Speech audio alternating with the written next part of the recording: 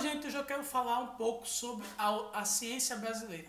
A ciência brasileira que é tão desvalorizada por aqueles que nos governam, que sofre com quedas de recursos públicos no investimento e que também às vezes é tratada de uma maneira como se fosse algo que não presta.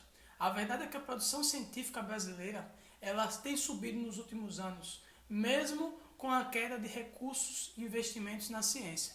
Nós estamos hoje na produção científica mundial em 13º lugar.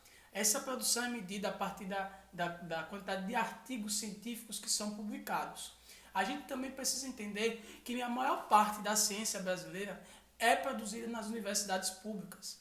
É isso e ponto, e não tem como mudar. E eu penso que mudar isso é extremamente danoso ao país e à ciência. Isso porque vivemos numa sociedade em que ciência e tecnologia são instrumentos de valor e de riqueza e de poder.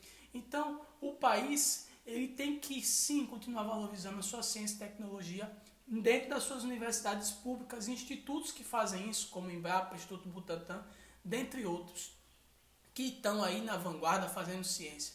A ciência brasileira é nova, claro, começa ali no século XX, a produção científica de fato como algo que é de valor e de progresso para um país e a gente precisa valorizar. Então existem dificuldades de todas as sortes, mas a gente precisa entender que a ciência brasileira ela não é ruim. A gente consegue exportar cientistas e pesquisadores para o mundo inteiro. Isso não é algo bom. Por quê? Porque infelizmente no Brasil eles não são valorizados.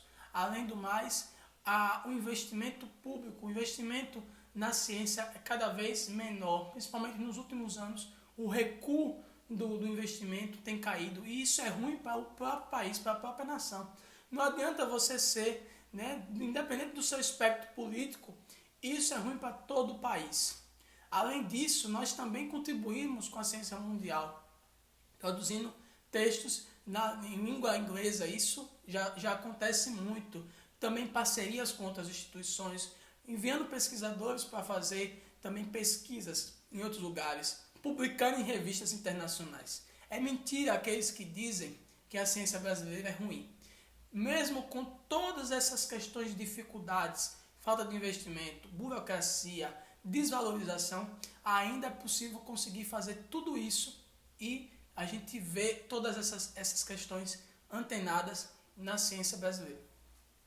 A gente tem pesquisadores de ponta que são reconhecidos no mundo inteiro, mesmo que aqui às vezes não são considerados relevantes ou ouvidos por aqueles que estão no poder. A gente tem grandes pesquisadores. A gente, apesar de não ter um prêmio Nobel, que é na área da física, química, da medicina, ou da paz, ou da literatura, apesar disso, nós temos pesquisadores de ponta. E eu considero uma injustiça não termos um prêmio Nobel.